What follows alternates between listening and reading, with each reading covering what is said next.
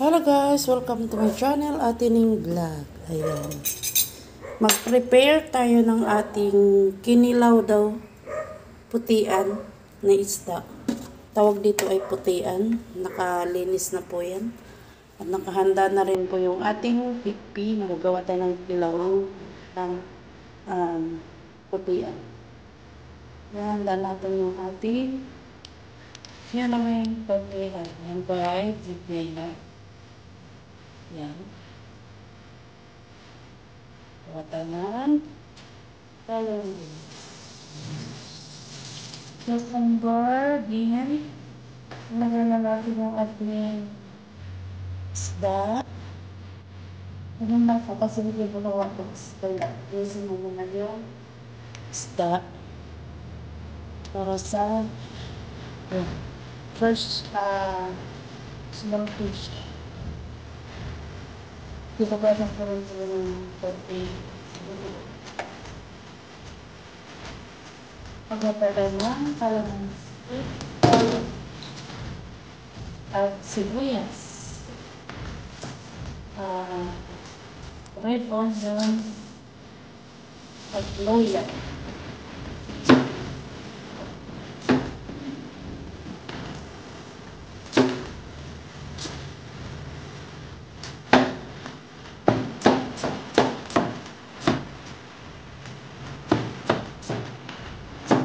Guys, chop natin yung sibuyas para mabango sa ating kailangan.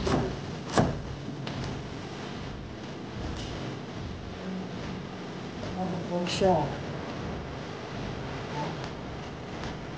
Okay, celery. At ang ating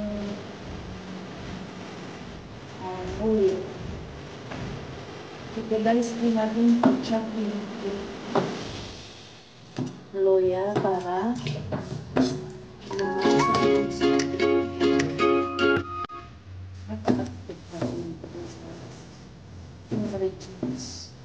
malayo ang dinihan.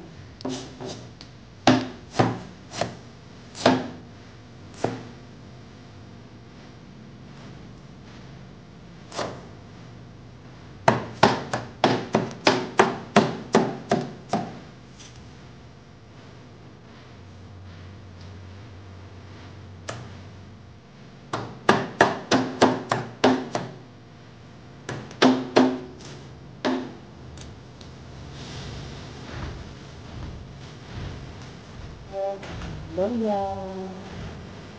At ang huli natin ay kalamansi. Higdaan natin ang kalamansi dyan.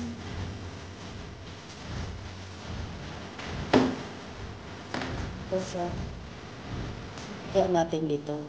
I-ano natin para hindi nasama yung ito.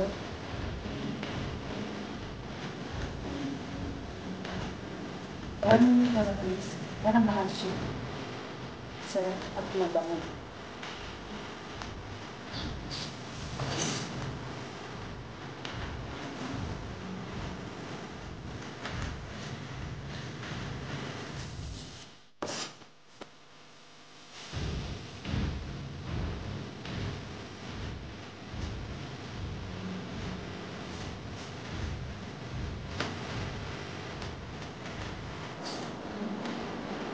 Lagyan natin ng kasimis.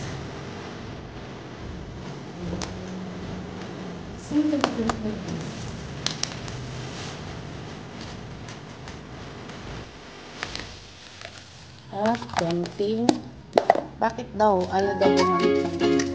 Pero ayaw pa ng Magic Plaza. Yun po ay not so At lagyan na natin siya ng suka. Ito ay sukang niyog. At siya ay natural. Puro natural ingredients. Yan na po ang ating kilawin guys na putian. Napakasimple at masarap at sariwa. Ito yung pinaka-special ting pagkasalat kilawin sa mga Bisaya. Kasi, bilit sila sa mga ganito, mga Bisaya. Dahil, mga first ang pagkain dito, walang mga preservatives. Pero pag doon ka na sa syudad, hindi na kami gumagawa ng ganito kasi alam mo naman kung ano ang preservative na ang nilalagay para lang tumagal yung ating isda sa kaluluwa. Ito po ay galing talaga sa mga isda. Wow. Na po siya. At ready to serve. Diba? Napakasimple lang. At may tulad ka.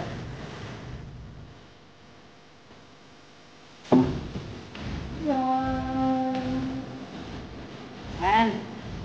So, ayan. Huwag kalimutan i-subscribe ating vlog. Ito na po ang ating dish ngayon. Ayan. Kilawin pag-ian. Yes. Huwag kalimutan ang i-subscribe ating vlog. At gusto, babahay ko na lang dito kayo sa aking i-share sa inyo. Bye-bye. God bless.